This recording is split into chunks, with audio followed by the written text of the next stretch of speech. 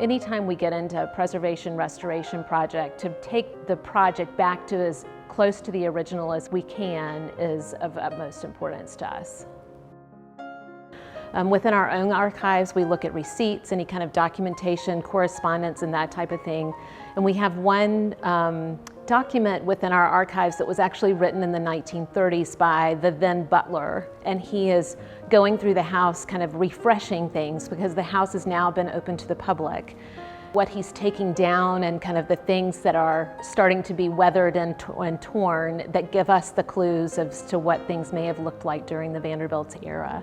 In this room, he speaks very clearly about the worn green damask draperies, which we now know from the deterioration that this room would have had green damask draperies hanging in the windows. So we've recreated that as part of this restoration project.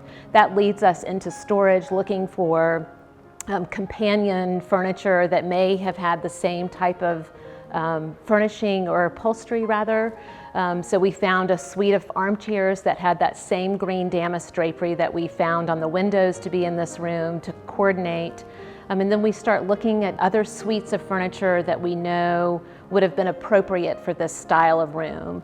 The architecture of this room with the oak paneling and the strapwork ceiling really helped us to guide us in the style of furniture that would have been appropriate for this room.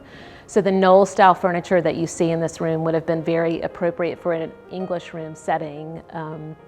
So we found this great suite of furniture in storage, and we're able, with the help of our conservation team, to peel back the layers of upholstery that have been applied over the years and get back to that original fabric that was on the furniture during the Vanderbilt era.